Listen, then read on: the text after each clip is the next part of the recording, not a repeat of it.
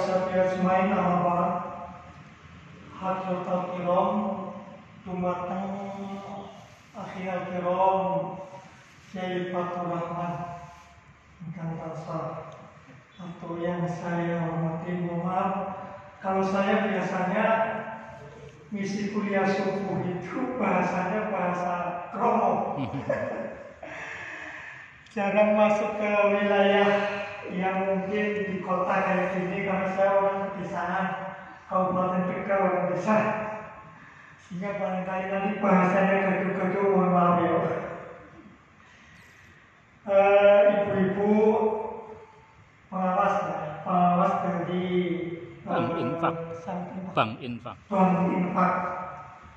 yang saya hormati, pengurus Bank Infak yang saya hormati, kemudian sahabat-sahabat infak semuanya saya hormati. Dari Bapak itu juga ada yang saya hormati. Alhamdulillah pada kesempatan sore hari ini saya berada di sini karena permintaan dari Kyai Fathur Rahman. Saya tidak ada niatan kesini untuk seperti ini karena pengen sowan.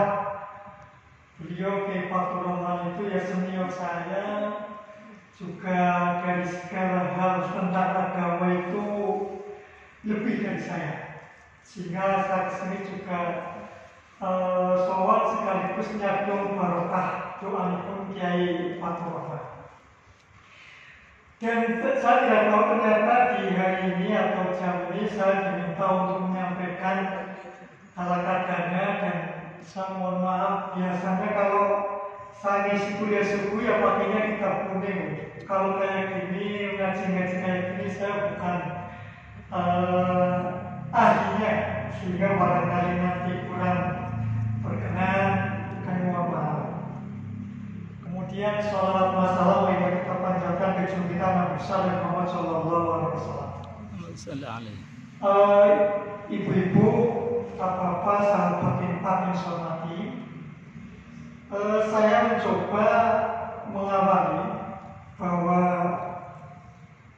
ada sebuah hadis yang menyampaikan bahwa man bana masjidan banallahu fil jannah. Barang bahasa sininya itu kurang lebih, barang siapa yang membangun masjid, maka Allah Subhanahu wa Ta'ala akan membangunkan sebuah bangunan yang ada di surga. Satu hal yang perlu kita renungkan bahwa kata membangun itu tidak hanya bangunan fisik. Ketika mungkin panjenengan banyak yang berpengalaman dalam dunia birokrasi atau pemerintahan, yang namanya membangun itu tidak hanya membangun secara fisik, tetapi membangun secara sumber daya manusia. Kemudian juga fisik, mental dan sebagainya itu adalah membangun. Maka apa yang sudah dilakukan oleh ibu-ibu sahabat infak ini, barangkali ini salah satu bentuk nyata dari membana masjidan. Barang siapa yang membangun masjid, maka Allah akan membangun sebuah rumah, membangun sebuah gedung yang ada di surga. Setelah ini menurut saya Masjid Al-Azhar ini adalah sebuah masjid yang sangat ideal secara fisik. Tidak ada kekurangan dari sisi bangunan kokoh, gagah megah, kemudian dikelilingi juga tanah yang luas, ada juga bangunan lembaga pendidikan untuk menopang. Dan selanjutnya bagaimana membangun jamaah yang luar biasa? Itu diantaranya adalah menciptakan seseorang agar mu'alaf. Saya artikan mu'alaf itu bahasa Arab itu, bahasa Indonesia adalah ketergantungan. Bagaimana jamaah itu dalam setiap gerak langkah pemikiran itu ketika di rumah ada ketergantungan, pengen datang ke masjid. Nah ini salah satu yang perlu dibangun dari sisi membana masjid. Dan barang siapa yang membangun masjid itu adalah diantara jamaah itu agar ada ketegangan ketika di rumah aku pengen ke masjid, pengen sholat di masjid. Bagaimana ada ketergantungan itu? Ini yang sedang dibangun. Implementasi nyata yang saat ini saya lihat itu ada di sini, ada di Masjid Al-Azhar. Panjenengan membangun sebuah infak, ya, kemudian ada sahabat infak yang saya mendengar tadi sekilas berawal dari sedikit, ternyata pergerakannya seperti bola salju. Semakin kesana semakin bertambah. Saya yakin sahabat infak ini otomatis akan merasa kebantu, terutama mungkin orang-orang yang merasa dibantu dengan adanya infak ini, merasa kebantu sehingga akan berterima kasih kepada adanya infak ini, dan utamanya akan berterima kasih pada Masjid Al-Azhar. Apalagi satu hal, Al-Quran juga menyampaikan wa ta'awanu 'alal birri wat taqwa wa la ta'awanu 'alal itsmi wal 'udwan. Hai kamu semua, bertolong-menolonglah dalam kebaikan dan takwa. Janganlah kamu bertolong-menolong dalam keburukan dan dosa. Nah, ta'awanu ini di sini saya melihat, kalau melihat dari sisi terjemah ini adalah sebuah perintah. Kalau perintah itu di dalam Al-Quran sama dengan kita melaksanakan sholat coba. Kenapa para muslim melaksanakan sholat? Ada ayat Al-Quran yang menyatakan bahwa aqimus sholat, hei kamu semua dirikanlah sholat.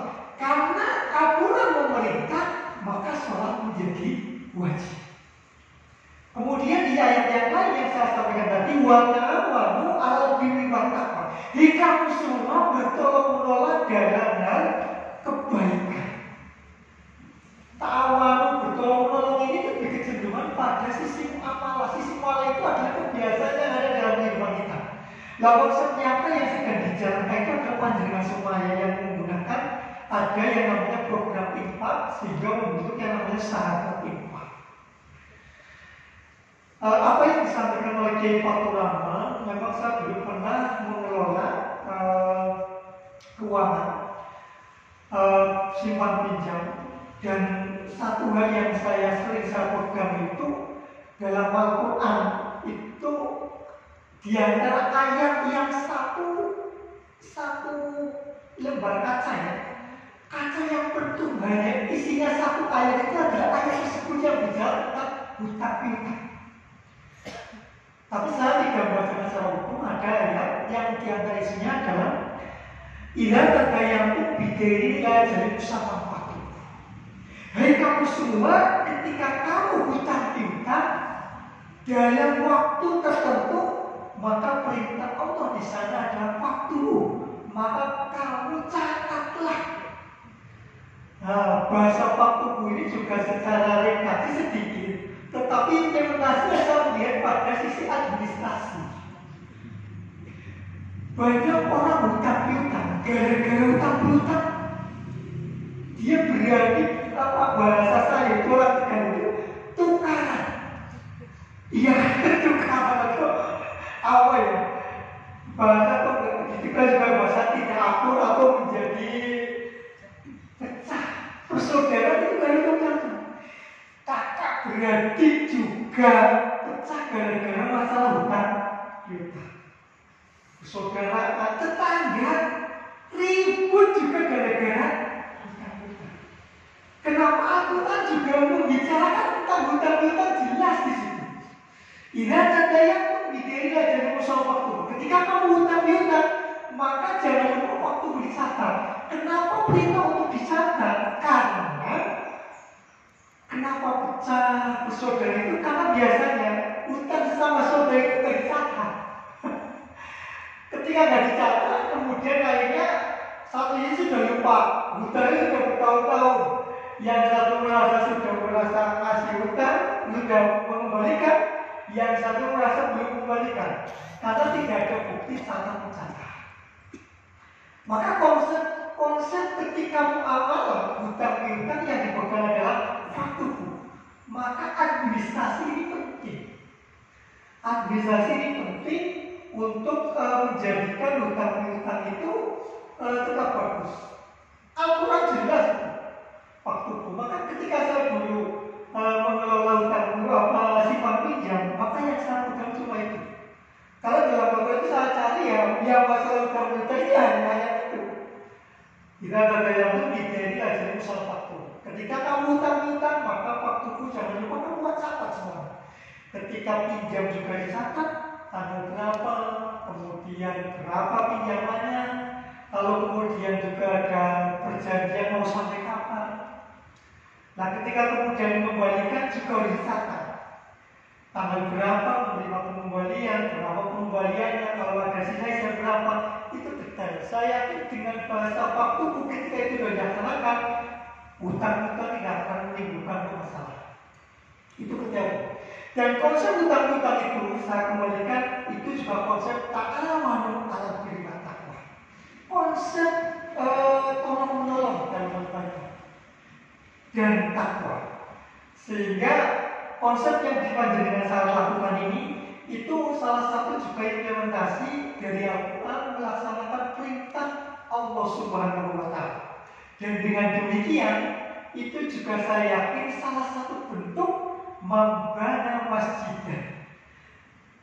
Siapa orang yang membangun masjid, membangun tidak hanya berarti fisik tadi disampaikan, membangun dari sumber daya manusia, membangun bagaimana jamaah itu banyak, membangun bagaimana bahwa keberadaan masjid itu membantu kepada jamaah sehingga jamaah itu mu'alaf, ada ketergantungan kepada masjid, itu juga salah satu membangun.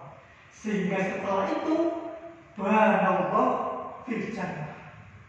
Allah akan membangun banallah baitan fil jannah. Allah akan membangun rumah besok di surga. Mudah-mudahan apa yang panjenengan lakukan di sini salah satu bentuk membangun dan panjenengan mudah-mudahan besok di surga disiapkan rumah untuk panjenengan semuanya. Allahumma amin ya rabbal alamin. Demikian, mohon maaf sekedar 10 menit saya tidak berniat untuk menggurui, mohon maaf. Ini hanya 10 menit yang memang saya tahu di dalam hati, di dalam Al-Quran. Kalau ada tutur kata yang salah, mohon maaf. Dan nanti yang fasih dari Fathur Rahman yang lebih di bidangnya lebih tahu. Mohon maaf. Saya ini, assalamualaikum warahmatullahi wabarakatuh.